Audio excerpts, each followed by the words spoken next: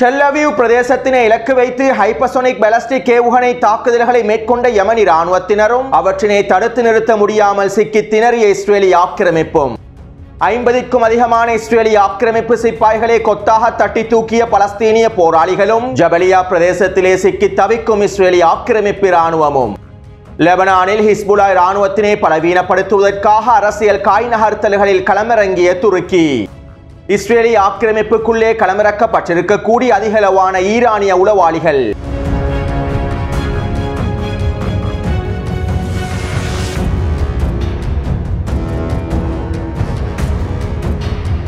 அமெரிக்காவுக்கு எதிராக செயற்படுவதன் காரணத்தினாலும் இஸ்ரேலிய ஆக்கிரமிப்புக்கு எதிராக செயற்படுவதன் காரணத்தினாலும் பலஸ்தீனிய போர்முனைக்கு ஆதரவுகளை முழுமையாக வழங்குவதன் காரணத்தினாலும் பலஸ்தீனிய போர்முனைக்கு ஆதரவான எதிர்ப்பு அச்சுக்களை வழிநடத்துவதன் காரணத்தினாலும் அமெரிக்காவினதும் ஜியோனிசத்தினதும் கொள்கைகளுக்கு அடிபணியாததன் காரணத்தினாலும் ஈரான் மீது தொடர்ச்சியாக பல பொருளாதார தடைகள் விதிக்கப்பட்டு வருகின்றன.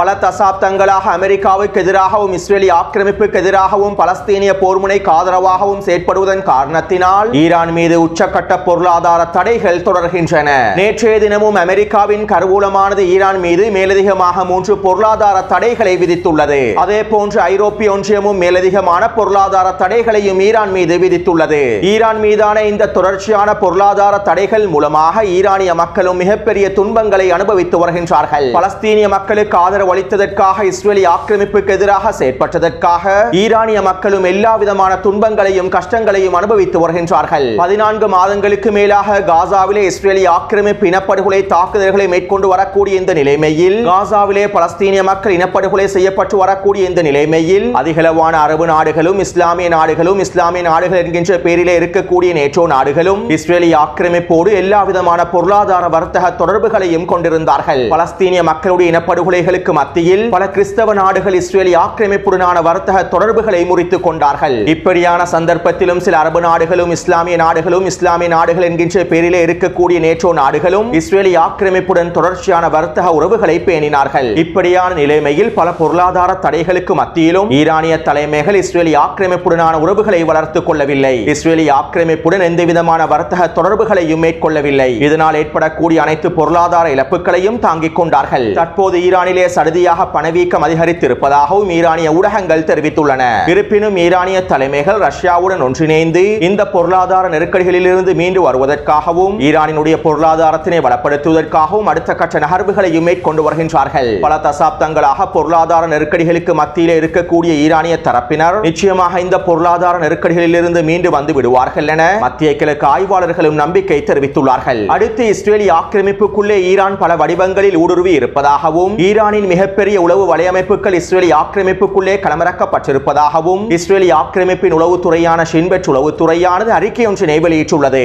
ஈரான் அதிக எண்ணிக்கையான உளவாளிகளை இஸ்ரேலுக்குள்ளே களமிறக்கியுள்ளது. அதிக எண்ணிக்கையிலான இஸ்ரேலிய மக்களை ஈரானிய உளவாளிகளாக மாற்றியுள்ளது. இரும்பு திரை சகாப்தத்தில் கூட சோவியத்தானது இஸ்ரேலுக்குள்ளே இவ்வளவு உளவாளிகளை களமிறக்கி இருக்கவில்லை. ஆனால் தற்போது நாங்கள் நினைத்து கூட பார்க்க முடியாத அளவுக்கு ஈரானிய தரப்பினர் இஸ்ரேலுக்குள்ளே உளவாளிகளை களமிறக்கியுள்ளார்கள். இஸ்ரேலிலே இருக்கக்கூடிய ஹரேடி யூதர்கள், மதச்சார்பற்று இயங்கக்கூடிய மக்கள் மற்றும் வியாபாரிகளை ஒன்றிணைத்து ஈரானானது இஸ்ரேலுக்குள்ளே மிகப்பெரிய உளவு வலையமைப்பை உருவாக்கியுள்ளது. கடந்த 3 மாதங்களுக்குள் மாத்திரம் ஈரானின் 12 உளவு வலையமைப்புகளை நாங்கள் கண்டுபிடித்துள்ளோம். இந்த உளவு வலையமைப்பில் இருக்கக்கூடிய 30க்கும் அதிகமானோரை நாங்கள் கைது செய்துள்ளோம். ஆனால் கண்டுபிடிக்கப்பட்டிருப்பது ஒரு சிறிய பகுதியினர் மாத்திரமே. இன்னும் பெரும் பகுதியினர் சமூக ஊடக வலைத்தளங்களின் மூலமாக ஈரானுக்காக உளவு வேலை பார்க்கின்றார்கள். இஸ்ரேலினுடைய மிக முக்கியமான இராணுவ தளங்கள் மற்றும் இன்னும் ஏனைய முக்கியமான புள்ளிகள் தொடர்பான புகைப்படங்கள் அனைத்தையும் இந்த உளவாளிகள் தொடர்ச்சியாக ஈரானுக்கு வழங்கி வருகின்றார்கள். தற்போது இஸ்ரேல் முழுவதும் வியாபித்திருக்கக்கூடிய ஈரானின் இந்த உளவு வலையமைப்பானது இஸ்ரேலின் எதிர்காலத்திற்கே மிகப்பெரிய ஆபத்தாகவும் வந்துவிடும் என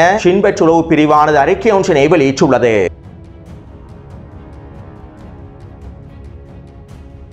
லெபனானில் மேற்கொள்ளப்பட்டு வரும் அரசியல் சூழ்ச்சிகள் தொடர்பாக முன்னைய காணொளிகளில் சில முக்கியமான விடயங்களை நான் குறிப்பிட்டிருந்தேன். லெபனானிலே ஹிஸ்புல்லாஹ் ராணுவத்தின் ஆதிக்கத்தினை குறைப்பதற்காகவும் ஹிஸ்புல்லாஹ் ராணுவத்தினுடைய செல்வாக்கினை குறைப்பதற்காகவும் அமெரிக்காவும் இஸ்ரேலிய ஆக்கிரமிப்பும் பல தந்திரமான காய் நகர்த்தல்களை மேற்கொண்டு வருகின்றார்கள். இதிலே மிகவும் முக்கியமாக லெபனானுக்கான புதிய ஜனாதிபதியை தெரிவு செய்வதில் மும்முரமாக வேலை திட்டங்களை மேற்கொண்டு வருகின்றார்கள். அமெரிக்காவும் இஸ்ரேலிய ஆக்கிரமிப்பும் லெபனானினுடைய அரச இராணுவ தலைமை அதிகாரியான ஜோசப் பவுனை எப்படியாவது எப்படியாவது ஜனாதிபதியாக நியமிக்க வேண்டும் என வேலை திட்டங்களை முன்னெடுத்து வருகின்றார்கள். அதே நேரம் தற்போது லெபனானிலே அதிகாரமிக்க சபாநாயகராக இருக்கக்கூடிய நஹபி பெர்ரி அவர்கள் அனைத்து தரப்பினரையும் இணங்கி செல்லக்கூடிய ஒரு ஜனாதிபதியை தெரிவு செய்வதற்கும் ஹிஸ்புல்லாஹ் இராணுவத்தினை ஆதரிக்கக்கூடிய பலஸ்தீனிய போர் முனையை ஆதரிக்கக்கூடிய ஒரு ஜனாதிபதியை தெரிவு செய்வதற்கும் எல்லா விதமான வேலை திட்டங்களையும் முன்னெடுத்து வருகின்றார். இஸ்ரேலிய ஆக்கிரமிப்பினதும் அமெரிக்காவினதும் சூழ்ச்சி திட்டங்களை வீழ்த்துவதற்காக லெபனானின் பாராளுமன்ற சபாநாயகர் எல்லா விதமான முயற்சிகளையும் மேற்கொண்டு வருகின்றார். இப்படியான நிலைமையில் லெபனானினுடைய அரசியல் விவகாரங்களில் துருக்கியினுடைய அதிபர் அர்துகானும் தலையிட்டுள்ளார். தற்போதைய லெபனானின் காப்பந்து அரசாங்கத்தினுடைய பிரதமராக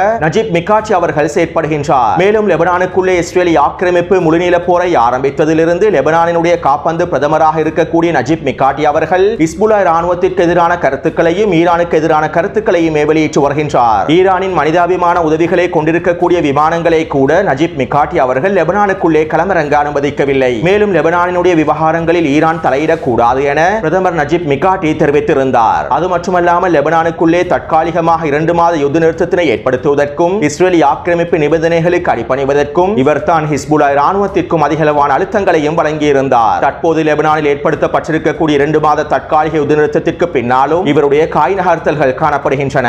எனவே தற்போது பிரதமர் நஜிப் மிகாட்டி அர்துகானை சந்திப்பதற்காக துருக்கிக்கு சென்றுள்ளார். அர்துகானினுடைய அழைப்பின் பேரிலேயே இவர் அவசரமாக துருக்கிக்கு சென்றுள்ளார். மேலும் துருக்கிக்கு சென்றிருக்கக்கூடிய லெபனானின் பிரதமர் நஜிப் மிகாட்டி இவ்வாறு தெரிவித்துள்ளார். நாங்கள் முதலில் இறைவனை நம்புகின்றோம். இறைவனுக்கு அடுத்தபடியாக நாங்கள் தற்போது துருக்கியை நம்ப வேண்டும் என அவர் தெரிவித்துள்ளார். இதைத் தொடர்ந்து நாங்கள் லெபனானுக்கான முழுமையான ஆதரவை வழங்குவோம் என்றும் லெபனானை வளப்படுத்துவதற்கு முழுமையான ஆதரவை வழங்குவோம் என்றும் லெபனானிலே இஸ்ரேல் மேற்கொள்ளக்கூடிய தாக்குதல்களை தடுத்து நிறுத்துவதற்கு ஒட்டுமொத்த சர்வதேசமும் இஸ்ரேலுக்கு எதிரான அழுத்தங்களை வழங்க வேண்டும் என்றும் துருக்கியினுடைய அதிபர் அர்துகான் தெரிவித்துள்ளார். அது மட்டுமல்லாமல் லெபனானினுடைய புதிய ஜனாதிபதியாக ஜோசப் அவுன் தெரிவு செய்யப்படுவதற்கான தன்னுடைய முழுமையான ஆதரவையும் துருக்கியினுடைய அதிபர் அர்துகான் வழங்கியுள்ளார். லெபனானின் அரசியல் விவகாரங்களிலே ஈரானை தலையிடக்கூடாது என்று கூறிய லெபனானினுடைய பிரதமர் தற்போது துருக்கிக்கு சென்று இறைவனுக்கு அடுத்தபடியாக நாங்கள் துருக்கியை தான் நம்புகின்றோம் என்று குறிப்பிட்டிருப்பது லெபனான் மக்களுக்கு அவர் செய்யக்கூடிய மிகப்பெரிய துரோகமாகவே பார்க்கப்படுகின்றது. அத்தோடு லெபனானின் ஜனாதிபதியாக ஜோசப் அவுன் தெரிவு செய்யப்பட்டால் நாங்கள் லெபனானுடனான உறவுகளை வலுப்படுத்திக் கொள்வோம் என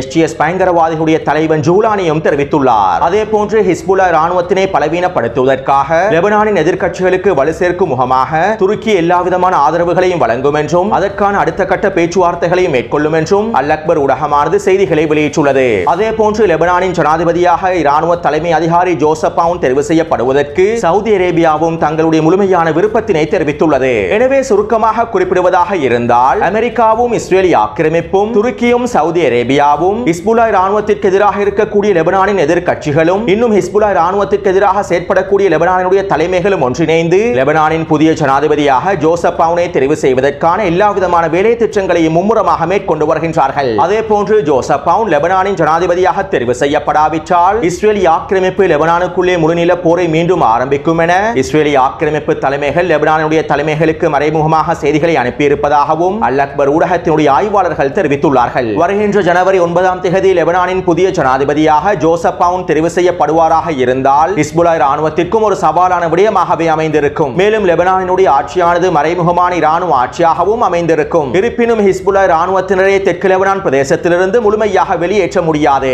ஜோசப் அவுன் ஜனாதிபதியாக தெரிவு செய்யப்பட்டாலும் தெற்கு லெபனான் பிரதேசத்திலிருந்து ஹிஸ்புல்லாஹ் இராணுவத்தினை முழுமையாக வெளியேற்ற முடியாது. அது மட்டுமல்லாமல் ஹிஸ்புல்லாஹ் இராணுவத்தினரும் ராஜதந்திர ரீதியிலே காய்களை நகர்த்தி வேறு விதமாக செயற்படுவார்கள் என்றும் இந்த சவாலுக்கு முகம் கொடுக்கும் வகையில் ஹிஸ்புல்லாஹ் இராணுவத்தினர் தயாராகவே இருக்கின்றார்கள் என்றும் லெபனானினுடைய ஊடகவியலாளர் கலீல் நஸ்ருல்லா அவர்கள் தெரிவித்துள்ளார். அத்தோடு ஜோசப் அவுனை ஜனாதிபதியாக தெரிவு செய்யாமல் அனைவரையும் ஒருங்கிணைத்து செல்லக்கூடிய ஒரு தலைவரை ஜனாதிபதியாக தெரிவு செய்வதற்கு ஹிஸ்புல்லாஹ் இராணுவத்தினரும் தற்போது ராஜதந்திர ரீதியில் காய்களை நகர்த்தி வருவதாகவும் தெரிவிக்கப்படுகின்றது. எனவே இந்த தகவல்களில் இருந்து சில முக்கியமான விடயங்களை எங்களுக்கு தெளிவாக புரிந்து கொள்ளலாம். பலஸ்தீனிய போர் முனையை தனிமைப்படுத்துவதற்காகவும் லெபனான் போர் முனையை தனிமைப்படுத்துவதற்காகவும் ஹிஸ்புல்லாஹ் இராணுவத்தினை லெபனானிலே பலவீனப்படுத்துவதற்காகவும் துருக்கி இஸ்ரேல் ஆக்கிரமிப்புடனும் அமெரிக்காவுடனும் ஒன்றிணைந்து மும்முரமாக ஈடுபட்டு வருகின்றது என்பதனை எங்களுக்கு தெளிவாக புரிந்து கொள்ளலாம்.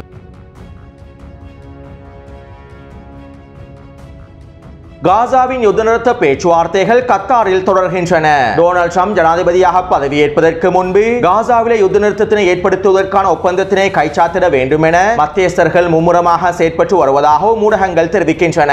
மேலும் இன்றைய தினம் CIA உளவு பிரிவினுடைய தலைவரும் கத்தாருக்கு விஜயம் செய்து காசாவின் யுத்த நிறுத்த பேச்சுவார்த்தைகள் தொடர்பான கலந்துரையாடல்களையும் ஆரம்பித்துள்ளார். அத்தோடு கத்தாரிலே நடைபெற்று வரக்கூடிய யுத்த நிறுத்த பேச்சுவார்த்தைகள் நேர்மறையான முறையில் அமைந்திருந்ததாகவும் ஆக்கப்பூர்வமான முறையிலே அமைந்திருந்ததாகவும் இஸ்ரேல் ஆக்கிரமிப்பு இதற்கு பிறகு மேலதிக நிபந்தனைகளை விதிக்காவிட்டால் இன்னும் ஓரிரண்டு வாரங்களுக்குள்ளேயே காசாவில் யுத்த நிறுத்தத்தினை ஏற்படுத்த முடியும் என்றும் ஹமாஸினுடைய பிரதிநிதிகள் தெரிவித்திருப்பதாக ஊடகங்கள் செய்திகளை வெளியிட்டுள்ளன.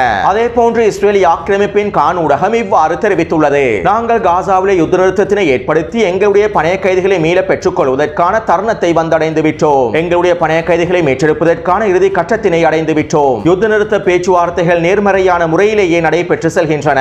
இருப்பினும் எங்களுக்கு இறுதி வரை எந்தவித நம்பிக்கையையும் வைக்க முடியாது. ஏனென்றால் நெட்டன்யாஹு இறுதியிலே தலைகீழான முடிவுகளை எடுத்து விடுவார் என்றும் அதற்கான வாய்ப்புகள் அதிகமாகவே இருக்கின்றது என்றும் இஸ்ரேலி ஆக்கிரமிப்பின் கான் ஊடகமானது செய்திகளை வெளியிட்டுள்ளது. அடுத்து பலஸ்தீனிய போராளிகள் காசாவின் யுத்தகலத்தில் உச்ச தாக்குதல்களை மேற்கொண்டு வருகின்றார்கள். கடந்த 3 வாரத்தை விட தற்போது பலஸ்தீனிய போராளிகள் அவர்களுடைய தாக்குதல்களுடைய எண்ணிக்கைகளையும் வீரியத்தையும் அதிகப்படுத்தியுள்ளார்கள். இதற்கமைவாக அல் கஸாம் படையினர் ஜபலியா முஹாமிட் கர்ஹாமையில் ஷவாஸ் வெடிகுண்டை பயன்படுத்தி ஒரு மெர்காவா போர்த்தாங்கி வாகனத்தை அளித்துள்ளார்கள். இதைத் தொடர்ந்து அல் கஸாம் படையினர் ஜபலியாவின் கிழக்கு பிரதேசத்திலே ஆஃபென்சிவ் தாக்குதல்களை ஆரம்பித்து 3 இஸ்ரேலி ஆக்கிரமிப்பு சிப்பாய்களை பூஜ்ய தூரத்தில் அளித்துள்ளார்கள். அதே போன்று ஜபலியா முஹாமிட் கர்ஹாமையில் ஒரு வீச்சிலே தரமான பொறியொன்றினை வைத்துள்ளார்கள். மேலும் அந்த பொறியிலே சிக்க வைப்பதற்காக 11க்கும் அதிகமான இஸ்ரேலி ஆக்கிரமிப்பு சிப்பாய்களை குறித்த பொறியை நோக்கி நகர்த்தியுள்ளார்கள். இந்த சிப்பாய்கள் குறித்த வீச்சை அடைந்ததும் பொறியை வெடிக்கச் செய்து அவர்களை மொத்தமாக தட்டி தூக்கியுள்ளார்கள். அது மட்டுமல்லாமல் இவர்களை அள்ளிச் செல்வதற்காக பல ஹெலிகாப்டர்களும் வருகை தந்திருப்பதாகவும் தெரிவிக்கப்படுகின்றது. அடுத்து அல்-அக்ஸா படையினர் ஜபலியா முஹாமிட் கர்ஹாமையில் 2 மெர்காவா போர்த்தாங்கி வாகனங்களை நஸ்ஸல் வெடிகுண்டின் மூலமாக தட்டி தூக்கியுள்ளார்கள். அதனோடு வந்த இஸ்ரேலி ஆக்கிரமிப்பு சிப்பாய்களையும் சுற்றி வளைத்து TBG ஏவுகணை தாக்குதல்களையும் துப்பாக்கிச் சூட்டு தாக்குதல்களையும் மேற்கொண்டுள்ளார்கள். இந்த தாக்குதல்களில் 10க்கும் அதிகமான இஸ்ரேலி ஆக்கிரமிப்பு சிப்பாய்கள் அளிக்கப்பட்டிருப்பதாக தெரிவிக்கப்படுகின்றது. அடுத்து அல் கஸாம் படையினர் அல் தாவும் பிரதேசத்திலே ஸ்னைப்பர் தாக்குதல் மூலமாக ஒரு இஸ்ரேலி ஆக்கிரமிப்பு சிப்பாயை அளித்துள்ளார்கள்.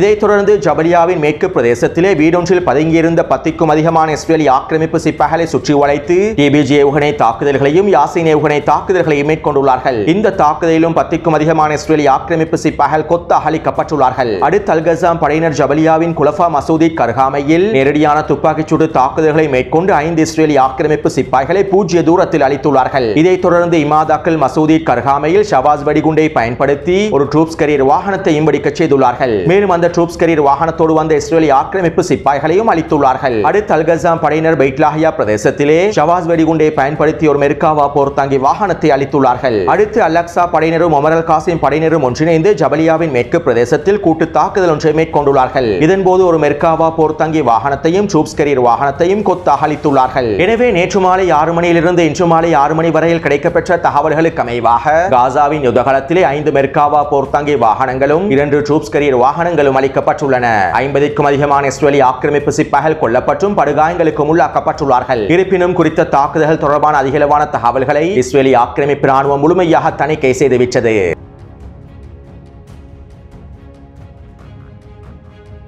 நேற்றைய தினம் நடைபெற்ற ஊடக நேர்காணல் ஒன்றின் போது அமெரிக்காவுடன் எவ்வாறு தகவல் தொடர்புகளை வைத்துள்ளீர்கள் என கேள்வி ஒன்று எழுப்பப்பட்டது. நாங்கள் அமெரிக்காவோடு பாலிஸ்டிக் ஏவுகணைகள் மூலமாகவும் ட்ரோன்கள் மூலமாகவுமே தகவல் தொடர்புகளை வைத்துள்ளோம் என யெமனுடைய தலைவர் தெரிவித்துள்ளார். அத்தோடு கடந்த 2 நாட்களாக அமெரிக்கா யெமன் மீது உச்ச வான்வழி தாக்குதல்களை மேற்கொண்டிருந்தது. மேலும் இந்த தாக்குதலுக்கு பதிலடி வழங்கும் முகமாக யெமன் ஹவுதி ராணுவத்தினர் ஏடன் வளைகுடா பிரதேசத்திலே அமெரிக்காவின் போர்க்கப்பல் ஒன்றினை இலக்கு வைத்து அதிரடியான உச்சக்கட்ட தாக்குதல்களை மேற்கொண்டுள்ளார்கள். இந்த தாக்குதலினால் அமெரிக்க போர்க்கப்பலில் சேதம் ஏற்பட்டிருப்பதாகவும் தீப்பரவல் ஏற்பட்டிருப்பதாகவும் தகவல்கள் வெளியாகி இருந்தன. இதைத் தொடர்ந்து இன்று அதிகாலை 2 மணியளவில் யெமன் ஹவுதி ராணுவத்தினர் இஸ்ரேலி ஆக்கிரமிப்பின் டெல் அவீவ் பிரதேசத்தை இலக்கு வைத்து அதிரடியான ஹைப்பர்சோனிக் பாலிஸ்டிக் ஏவுகணை தாக்குதல்களை மேற்கொண்டிருந்தார்கள். டெல் அவீவின் கிழக்கு பிரதேசத்திலே இருக்கக்கூடிய 2 ராணுவ தளங்களை இலக்கு வைத்து இந்த தாக்குதல் மேற்கொள்ளப்பட்டிருப்பதாகவும் தெரிவிக்கப்படுகின்றது. மேலும் இந்த தாக்குதலினால் குறித்த பிரதேசத்திலே இருக்கக்கூடிய இஸ்ரேலி ஆக்கிரமிப்பின் 8க்கும் அதிகமான கட்டிடங்கள் சிதைக்கப்பட்டுள்ளன, தரைமட்டமாக்கப்பட்டுள்ளன.